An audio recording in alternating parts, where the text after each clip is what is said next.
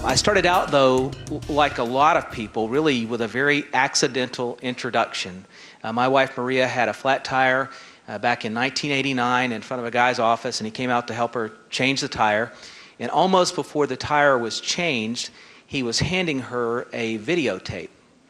Seemed kind of odd, right? But, you know, the guy was helping, so she took the videotape. She brought it home, and she said the guy had given her very specific instructions that I needed to watch this that evening because he needed it back the next day. And so probably like a lot of people, right, I put it on top of the TV. And I did have intentions when the night started out to watch it. But, you know, as the night drug on, it's 10, it's 10:30, I didn't take a look at it. And so the next morning she said, "Did you watch it?" And I said, "No." She says, "Well, you got to take it back to the guy. He's got to have it today." So I said, all right. So I took it back, and when I walked into his office, I said, "Hey, listen, I appreciate so much you're helping Maria yesterday and giving her this videotape, but it's just not something for us."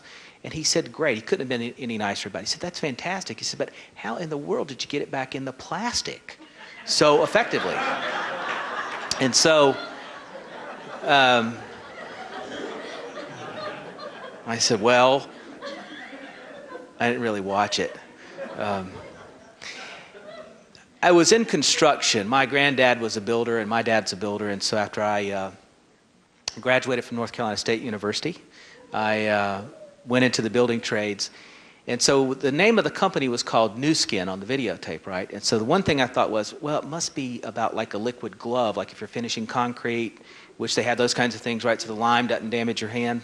And so I thought, so I'll watch it, right? Well, I started to watch it, and much to my surprise, it wasn't at all about a liquid glove. In fact, this was a company that sold skincare. And as I watched it, I really was, I was shocked because their primary thrust was they used human placental extract in their skincare to help your skin out, which frightened me / confused me. I didn't know what to make of all that, right?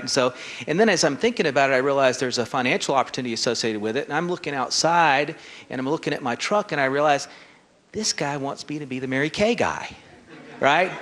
And I'm trying to see the truck in pink, but it's not working for me. So none of it seemed right.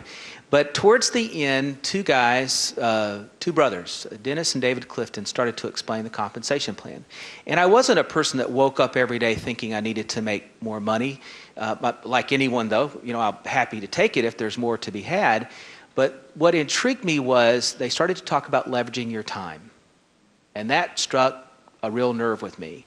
I felt like my day started way too early, it ended way too late, and the week always ran into the weekend.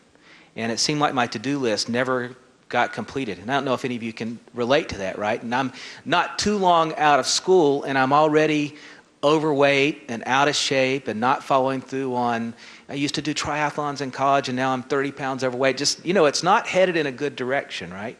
And I just thought, where's things going? And this concept of leverage, yeah, it'd be nice to have some leverage in my life. And so we became distributors for this company, Maria and I. And we had a good experience, partly because this was a company that was in full bore momentum. They were transitioning from small to very large.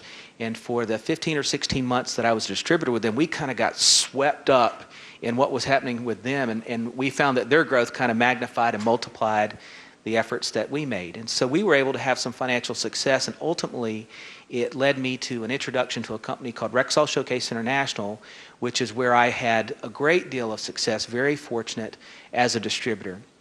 And it's also where I had a chance to meet the two gentlemen you're going to hear from later on this evening. It's where I met Stan Charlstein, who is the CEO and the president of Wayora, my partner in helping put this operation together, along with an incredibly talented group of people down at our home office in Boca. I hope if you've never been down to the home office to visit, we hope you take the time to do that. Pick a cold, wintry week here and just head down to sunny South Florida, because it doesn't snow in Boca. So it's a good place to go and enjoy. But we had a chance to form some associations, and we also formed an attachment to the industry of network marketing. I believe in this industry and the impact it can have on people's lives. And I'll tell you right up front, I'm completely biased with that opinion because I'm a part of it, but it's an unshakable belief that there's nothing quite like this. If you are a person that has an independent mind, you like the ability to choose when and where and for how long each day, the chance to work for yourself, then this is a chance to start a business without the traditional financial risk and responsibilities.